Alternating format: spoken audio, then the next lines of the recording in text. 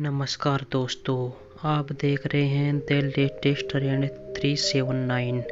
आज मैं आपको ऐसी कहानी बताऊंगा जिसे सुनने के बाद आप पैसा इन्वेस्टमेंट कंपनी में पैसा नहीं लगाएंगे।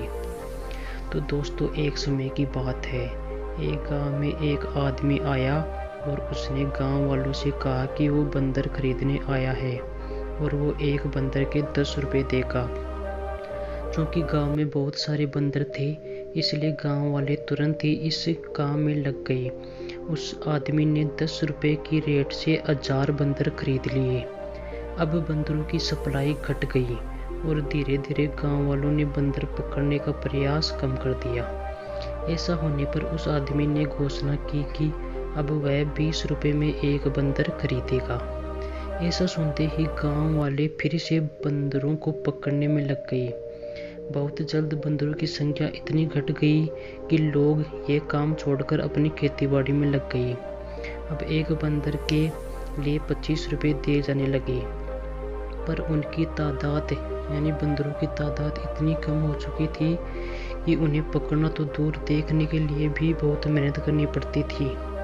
तब उस आदमी ने घोषणा की कि एक बंदर के 50 रुपये देगा, पर इस बार उसकी जगह बंदर खरीदने का काम उसका असिस्टेंट करेगा, क्योंकि उसे किसी जरूरी काम से जाना था। उस आदमी की गैर मौजूदगी में असिस्टेंट ने गांव वालों से कहा कि वो पिंजरे में बंद बंदरों को 35 रुपये में उसे खरीद ले और जब उसका मालिक वापस आए तो उसे 50 रुपये में बेच दे।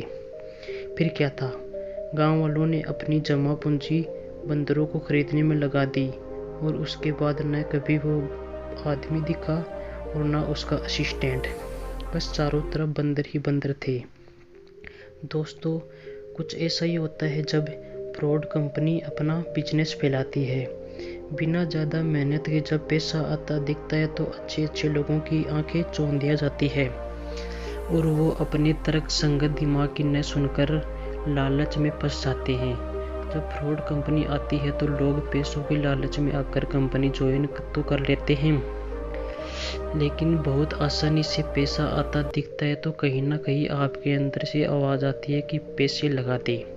अगर कंपनी 6 महीने तक नहीं भागी तो पैसा मिल ही जाएगा। कई लोगों को पैसे मिल भी जाते हैं, पर जहां एक आदमी को फ़ायदा होता है वहां 10 लोगों का नुकसान भी होता है और अधिकतर नुकसान उठाने वाले लोग आपके करीबी ही होते हैं। इसलिए कभी भी ऐसे लुभावने वादों में मत आइए। अब जब कभी भी आपसे बिना मेहनत के पैसे कमाने की बात करें तो आप उसे मंकी बिजनेस की इस कहानी को सुना दीजिए और अपना पल्ला झाड़ लीजिए। तो थैंक यू फ्रेंड्स, कैसी लगी मेरी आपको ये story? Please like and subscribe.